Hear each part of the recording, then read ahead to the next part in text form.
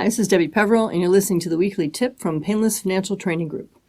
Today I'm talking about the Canada Emergency Wage Subsidy. The acronym is CEWS. We're not saying CEWS or CEWS or anything, so I'm just going to call it CEWS, I guess.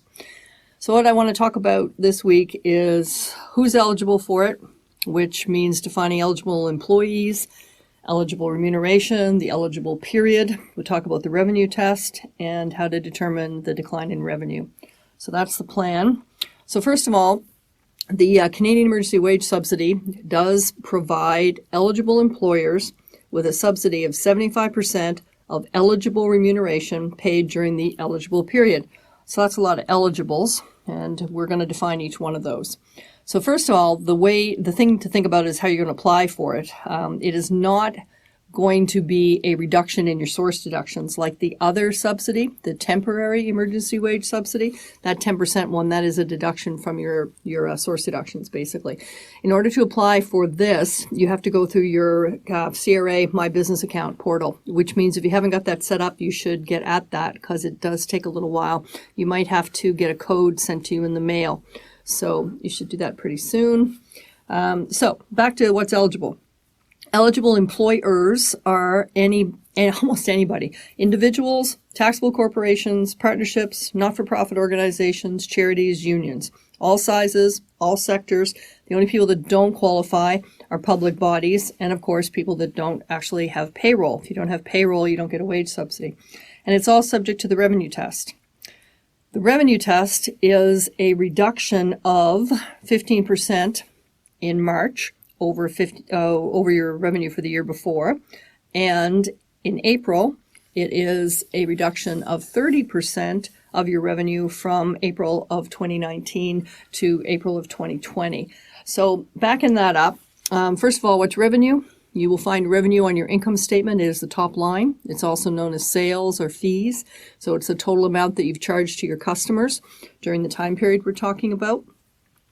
You can use either the accrual method or the cash method to calculate your revenue. And if you don't know what that means, of course, you have an accountant or bookkeeper who can help you with that. The accrual method is based on everybody you've billed. So you've sent a bill out in March. It counts as revenue in March if you're following the accrual method. If you're following the cash method, you only count it if you got paid. So you would add up everything you got paid for in March and compare it to everything you got paid for March of 2019 to figure this out. You can use either method, either cash or accrual, but once you pick, you have to stick with it for the purposes of this subsidy. So the two benchmarks that we're talking about, you're going to compare your 2020 revenue to the prior year. So you can either compare March of 2020 with March of 2019, or if you didn't have a business back in 2019, or if you're a startup, or if you just want to do it this way, you can take an average of your revenue in January and February of 2020, figure out that number, and then if you've got a decline in March or April, you're going to be eligible for the subsidy. So you are eligible for this subsidy for the March time period if your revenue declined by 15%. If that doesn't work for you, and then when you get to April, your revenue decline has to be 30% at that point. So the good news is that if you're eligible in March, you don't have to apply again. You're just considered to be eligible throughout the rest of the time period. So you do have to go get the numbers in order to get the subsidy. You have to tell CRA about that. But you're deemed to be eligible if you were eligible in March. So if you get eligible in March, you don't have to do the calculations in April for a revenue decline. You just have to do the calculations to figure out how much money you're going to get.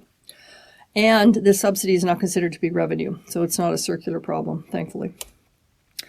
So the time period, the first period we're applying for is the period of payroll paid from March 15th to April 11th. And this, of course, is confusing because the revenue decline is based on months. So the month of March compared to the month of March, but the pay period is the first one, March 15th to April 11th.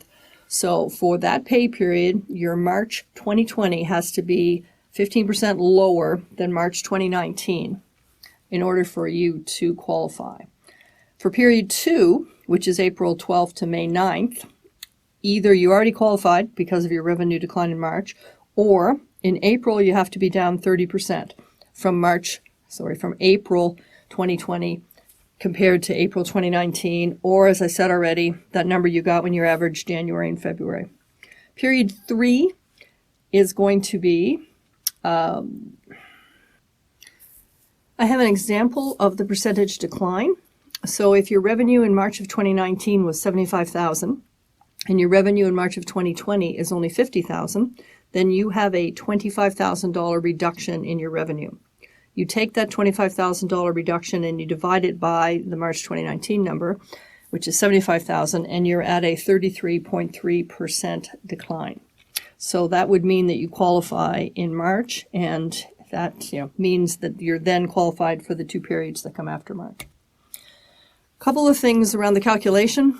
The subsidy is the lesser of 75% basically of what you used to pay your employees before March 15th, or 100% of what you're actually paying them now, or the weekly maximum of $847.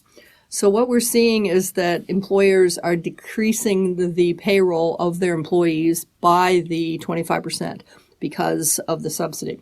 Because the government will pay 75%, many employers, particularly the ones that are paying people who are not coming to work, are reducing that payroll. So if you take a look at this calculation, what I've done is I've looked at 4 different weekly pays.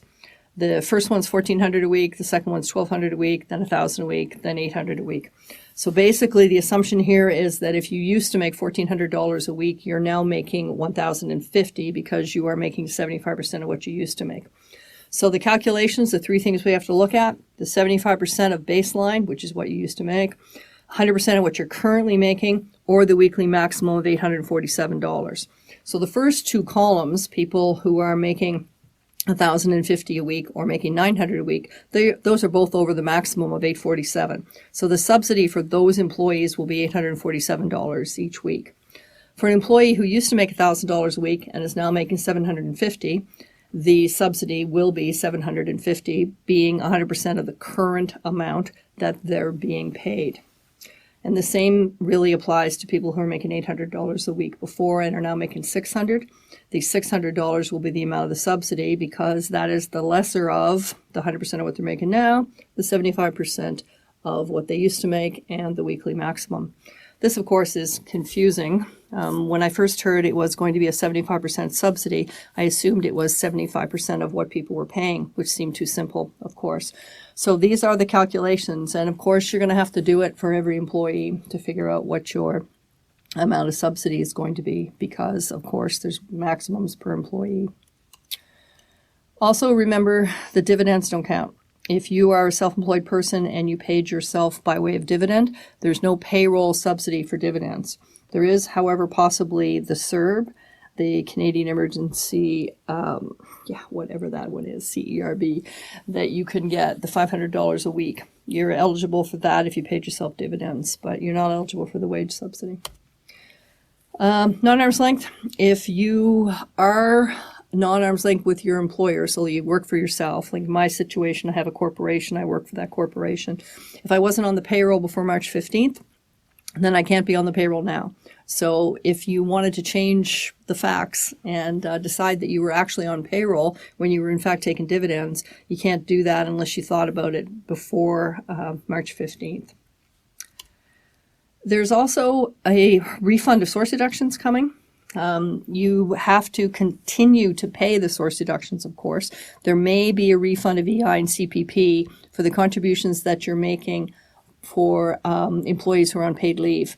This is going to be available through the My Business portal as well once they get that up and running. So don't stop sending in those source deductions. You're not going to get the relief through that mechanism. You're going to get the relief by applying through the My Business portal. There's also, of course, penalties if we mess this up. If you have a fraudulent claim, the penalty is 25% of the subsidy you received. Plus, of course, you'd have to pay the subsidy back. So it's not a great idea to do anything too cute trying to get this subsidy. So what did we talk about? Who's eligible? Pretty much any employer in Canada that is in the public sector. Eligible remuneration is wages paid to people. The baseline is before March 15th. The eligible time period is we have 3 periods starting March 15th, then going for a month each time. The revenue test has to be down 15% for March, If that doesn't qualify you, then it has to be down 30% in April or 30% in May. The penalties I mentioned, you don't want to make this up. You want to do things properly so that you don't have a 25% penalty later on. So I am recording this on April 19th. Presumably this portal is going to be up in the next week or so, and then we're going to actually be able to apply for this. Thanks for listening. Talk to you next week.